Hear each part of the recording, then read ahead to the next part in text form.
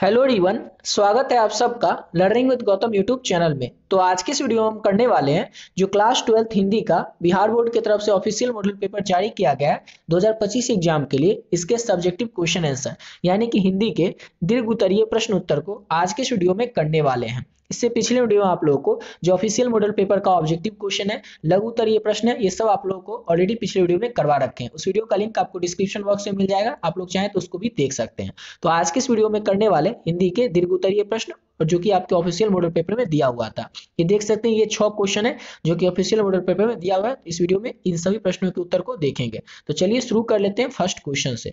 अभी जो आपको जितने क्वेश्चन का आंसर बताएंगे सबको आप लोगों को अच्छे से और ध्यानपूर्वक समझने की कोशिश करना है। जैसे कि पहला क्वेश्चन है कि अर्धनारीश्वर जो है ना, ये क्या है, तो एक निबंध है। तो अर्धनारीश्वर शीर्षक जो निबंध है, इसका सारांश आपको अपने शब्दों में लिखना है। सारांश का मतलब आपको पता ही होगा। इसका मतलब ये है कि ये जो निबंध है पूरा, जिसके लेखक है रामधारी सिंह दिनकर, तो इस अर्धनारीश्वर निबंध का जो पूरा सारांश होता है ना, वो आपको लिखना है। और आपको याद रखना है कि 120 वर्ड से ज्यादा में नहीं लिखना है। 100 से लेकर के 120 वर्ड में ही आपको इसका उत्तर लिखना है। क्यों लिखना है? क्योंकि ये क्वेश्चन 5 नंबर में पूछा जा रहा है और 5 नंबर में आप लोगों को 100 से 120 वर्ड में ही आपको आंसर को लिखना है। आप एग्जाम में क्या कीजिएगा, इसको वर्ड गिनने के अलावा आप कर सकते हैं कि एक पेज जो रहता है ना, वो उतना बड़ा पेज नहीं रहता है, तो पूरा पेज को भर दीजिएगा। मतलब एक पेज में आप लोगों को क्या करना है, 5 नंबर वाले क्वेश्चन का उत्तर लिखना है। समझ गए? तो चलिए इसका आंसर देख लीजिए। तो अर्धनारीश्वर निबंध जो है, ये भगवान शिव और देवी पार्वती का मिला जुला रूप दर्शाता है, जिसमें कि शिव और पार्वती का आधा आधा शरीर एक साथ दिखाई देता है। यह रूप स्त्री और पुरुष के समान महत्व और सहयोग का प्रतीक है। निबंध में यह संदेश दिया गया है कि समाज में दोनों लिंगों की भूमिका और समान आवश्यक होती है। यह प्रतीक सामाजिक समानता, सामंजस्य, जीवन में संतुलन की आवश्यकताओं को दर्शाता है। निबंध के माध्यम से लेखक ने, जो रामधारी सिंह दिनकर है, उन्होंने स्त्री और पुरुष की समानता और आपसी सहयोग के महत्व पर बल दिया है। ये तो समझ गए, लेकिन इसमें आपको कुछ खास समझ में नहीं आया होगा, तो आपको अभी बता देते हैं कैसे आपको याद रखना है। अर्धनारीश्वर का मतलब क्या होता है? अर्धनारीश्वर का मतलब होता है शिव और देवी पार्वती का एक मिला जुला रूप। ऐसा रूप जिसमें कि आधा शरीर जो होगा ना, वो होगा शिव जी का, और आधा शरीर किसका होगा, तो पार्वती जी का होगा।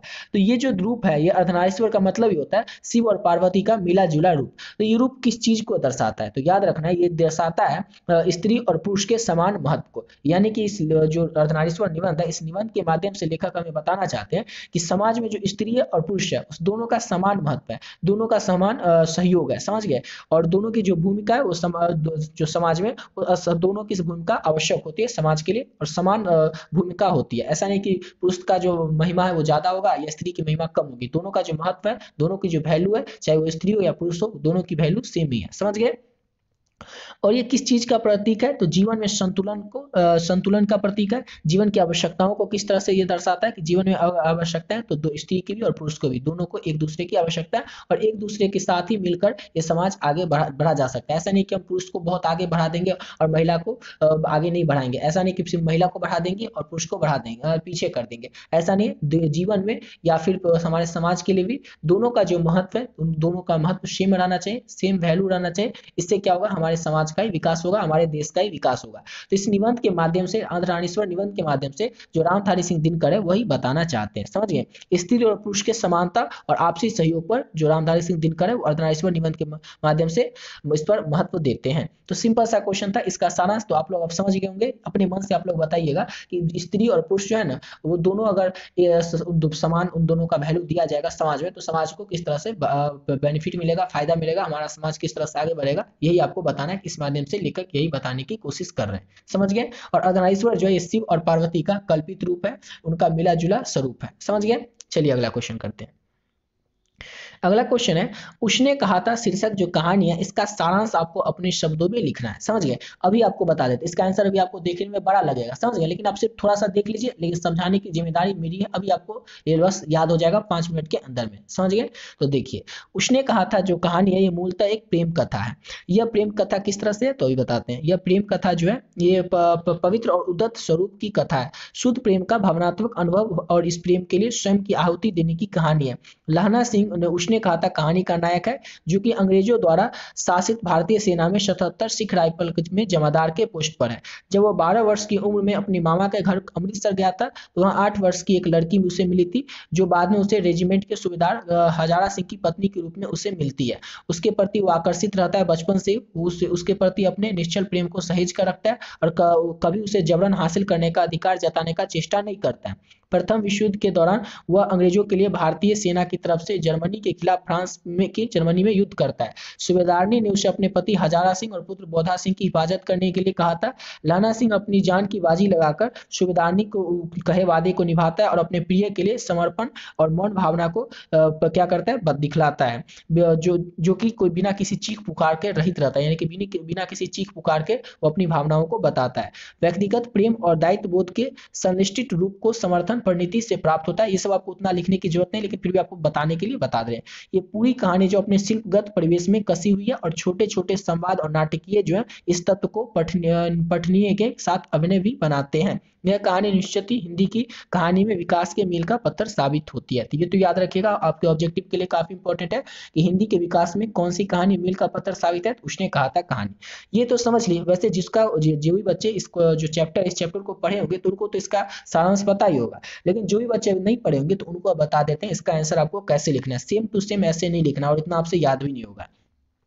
तो आपको बस कहानी समझना पड़ेगा। कहानी क्या होता है कि एक लड़का रहता है जिसका नाम क्या रहता है, तो लहना सिंह उसका नाम रहता है। जब उसका उम्र 12 वर्ष रहता है ना, तब क्या करता है, वो अपने मामा के यहाँ जाता है। मामा के यहाँ अमृतसर उसके मामा रहते हैं, वहां पर वो जाता है। वहीं पर उसको एक लड़की मिलती है। वो लड़की 8 साल की रहती है और वो भी अपने मामा के यहाँ आई रहती है। तो दोनों अपने अपने मामा के यहाँ गए रहते हैं। तो लड़की अपने काम से किसी काम से दुकान पर जाती है, लहना सिंह भी दुकान पर जाता है, तो दोनों की मुलाकात हो जाती है। तो एक दिन एक ऐसी मुलाकात चलती रहती है, कुछ दिन तक ऐसी मुलाकात होती है। फिर लहना सिंह जो है उससे कई बार उसको चिढ़ाने के लिए पूछ दिया करता था कि तेरी कुड़माई हो गई। कुड़माई का अर्थ होता है सगाई। तो लड़की जो है वो धत कहकर चली जाती थी, कुछ जवाब देती नहीं थी। लड़की भी 8 साल की थी, तो धत कहकर चली जाती थी। तो ये ऐसे करके दुकान पर वो भी आती थी, लड़की भी, सिख लड़की भी। लड़की का नाम नहीं बताया गया, समझ गए। बाद में उसको सूबेदारनी करके संबोधित किया गया, शुरू में उसको सिख लड़की बताया गया, लेकिन लड़का का नाम लहना सिंह है। तो लहना सिंह उसको बार बार पूछता था तेरी कुड़माई हो गई। लहना सिंह भी कुछ और नहीं पूछता था, बस इतना ही पूछता था तेरी कुड़माई हो गई। लड़की उसको धत कहकर चली जाती थी। फिर एक दिन क्या होता है कि लड़की जो जैसे लहना सिंह पूछता है कि तेरी कुड़माई हो गई, तो लड़की क्या करती है, अपनी साल, यानी कि उसका सालू रहता है ना, साल, वो दिखा करके कहती है, साल जो उड़ने वाला होता है, कि देखते नहीं मेरा ये सालू। तो इससे ये पता चलता है कि हाँ उसकी कुड़माई यानी कि सगाई आज हो गई। लहना सिंह को बहुत गुस्सा आता है। लहना सिंह फिर अपने मामा के यहाँ चला आता है। लड़की भी जहाँ जाना था उसका घर चली जाती है। तो आज सालों बाद लहना सिंह जो है वो किस पोस्ट पर है, तो 77 सिख राइफल के पोस्ट पर, जमादार के पोस्ट पर है, समझ गए। और वो 77 सिख राइफल के जो पोस्ट पर है, तो उसके ऊपर के ऊंचे के अधिकारी होते हैं सूबेदार। उस सूबेदार का नाम था सूबेदार हजारा सिंह। तो सूबेदार हजारा सिंह से मिलने के लिए एक दिन वो घर पर जाता है। तो सूबेदार हजारा सिंह से मिलने के लिए जैसे ही घर पे जाता है, तो सूबेदारनी आते निकल कर, यानी कि सूबेदार हजारा सिंह की पत्नी।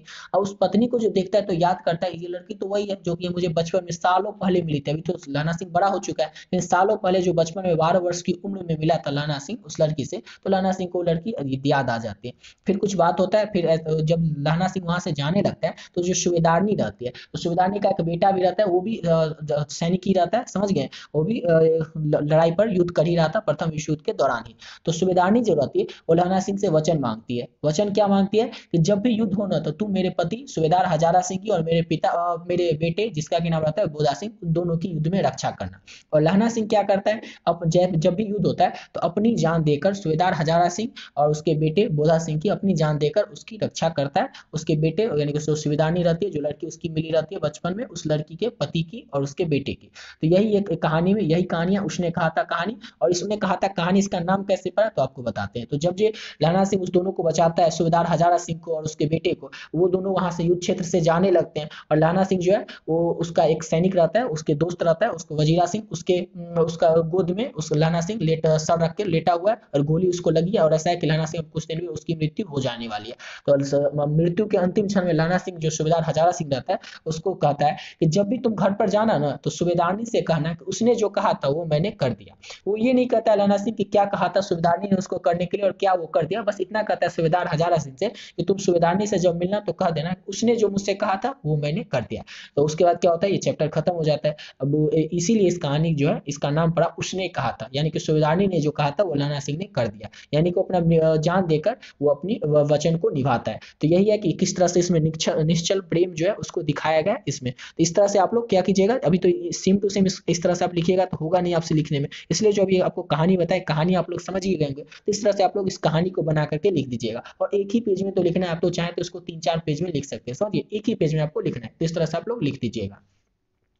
और अगला क्वेश्चन की ओर बढ़ने से पहले आपको बताना चाहेंगे क्लास 12 के नोट्स के बारे में। ऑलरेडी बहुत सारे जो हिंदी इंग्लिश का जो नोट्स है इसमें मिलेगा आपको क्या, तो गेस्ट क्वेश्चन का जो नोट्स है ना हिंदी और इंग्लिश का, वो आपको इसमें मिलेगा। ये जो नोट्स है ऑलरेडी बहुत सारे बच्चे ले चुके हैं, और जो भी बच्चे अभी तक नहीं लिए उनको जल्दी से बता देते हैं कि इसमें आपको क्या क्या मिलेगा। जो भी बच्चे इसका नोट्स पहले से ले लिए वीडियो को थोड़ा वो स्किप करके थोड़ा आगे से देख लीजिएगा। तो इसमें मिलेगा आपको हिंदी और इंग्लिश का जितने भी चैप्टर है, हर एक चैप्टर का इंपॉर्टेंट ऑब्जेक्टिव क्वेश्चन और इंपॉर्टेंट सब्जेक्टिव क्वेश्चन हिंदी और इंग्लिश दोनों में, और साथ ही साथ मिलेगा पीवाईक्यू जो कि पिछले 12 सालों में आपके एग्जाम में पूछा गया क्वेश्चन है, ऑब्जेक्टिव प्रश्न, वो सारा का सारा आप लोगों को एक ही पीडीएफ में आंसर के साथ मिल जाएगा। और ये इतना कुछ जो आपको मिल रहा है, ये आपको मिल रहा है केवल और केवल 30 रुपए में, यानी कि 30 रुपए में आपको दोनों सब्जेक्ट का पीडीएफ मिल रहा है। अब लेना कैसे है, तो ये नंबर है 7903820891। इस नंबर पे आप लोग फोन पे, गूगल पे, पेटीएम किसी माध्यम से आप लोगों को क्या करना, 30 रुपए ही केवल पे कर देना, और पे करके आप लोगों को इसी नंबर से जो व्हाट्सएप है उस व्हाट्सएप पे आपको क्या करना है, स्क्रीनशॉट को भेज देना है, और बस एक छोटा सा मैसेज करना है हिंदी और इंग्लिश, जिससे ये पता चल जाए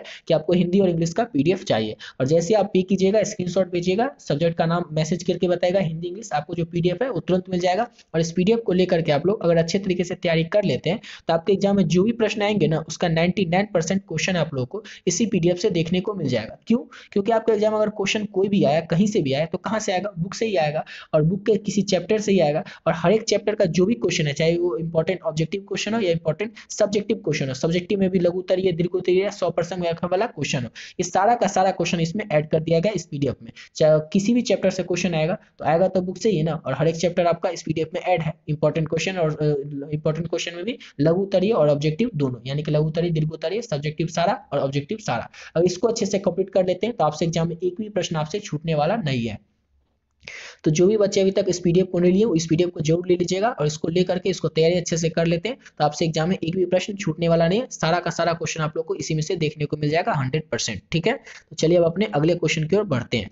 और अगला क्वेश्चन है हमारा बातचीत, जो कि पहला चैप्टर ये बातचीत, उसका सारांश आपको लिखना है। देख सकते हैं ये क्वेश्चन था आपका मॉडल पेपर में किस तरह से। तीसरा नंबर क्वेश्चन है बातचीत शीर्षक निबंध का सारांश लिखिए। तो इसका सारांश भी आपको बता देते हैं। तो बातचीत शीर्षक निबंध में लेखक ने बातचीत के महत्व को समझाया है। वे बताते हैं कि बातचीत एक ऐसा साधन है जिसके द्वारा हम अपनी भावनाओं, विचारों और अनुभवों को एक दूसरे तक पहुंचाते हैं। ये रिश्तों को मजबूत बनाती है और समाज में समझदारी व सहयोग को बढ़ावा देती है।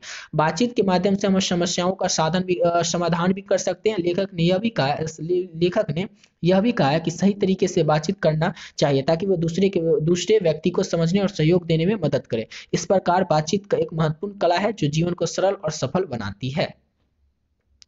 तो बातचीत शीर्षक का निबंध इसमें तो बता दिया, लेकिन आपको कुछ खास उतना समझ में नहीं आया होगा, और आया भी होगा तो याद नहीं हुआ होगा। तो अभी आपको बता देते हैं कैसे आपको याद रखना है। तो सिंपल वे में आपको याद रखना है कि पर ऊपर में लिख दीजिएगा कि बातचीत शीर्षक निबंध जो है उसके निबंधकार है बालकृष्ण भट्ट। तो बालकृष्ण भट्ट इस निबंध के माध्यम से बतलाना चाहते हैं कि बातचीत हमारे जीवन में कितना महत्व रहा है, बातचीत का हमारे जीवन में क्या महत्व है, कितना महत्व है, यही लेखक बताना चाहते हैं। अगर हम बातचीत करेंगे तो उससे क्या हो जाएगा, हमारे जो जितने भी अंदर का भाव रहता है वो प्रकट हो जाता है, हमारा गुण प्रकट हो जाता है, हमारा दोष प्रकट हो जाता है। हम अपने विचारों का आदान प्रदान एक दूसरे से कर पाते हैं। अगर हमें बातचीत रहेगा, बातचीत करने की जो कला होती है वो हमें रहेगी ही नहीं, या अगर हम गूंगे रहते हैं तो क्या होता है कि हम अपने विचारों का आदान प्रदान नहीं कर पाते, हम चुपचाप रहते हैं। इस तरह से बातचीत के जो महत्व है उसको बताने की कोशिश कौन कर रहे हैं, तो बालकृष्ण भट्ट कर रहे हैं। समझ गए, बातचीत करके हम जितना भी समस्या हमारा होता है उसका समाधान करते हैं। और ये भी बताना चाहते हैं लेखक कि बातचीत तो कर लेते हैं, लेकिन बातचीत करने का एक तरीका भी होता है। ऐसा नहीं कि हम कैसे किसी भी तरीके से बातचीत कर लेते हैं। समझ गए, तो बातचीत करने का एक तरीका होता है, उस तरीका को भी बताते हैं इस निबंध के माध्यम से लेखक। समझ गए, और इसका उत्तर आपको केवल 120 शब्दों में ज्यादा से ज्यादा लिखना है। इतना आप लोग लिख लीजिएगा तो आप लोगों का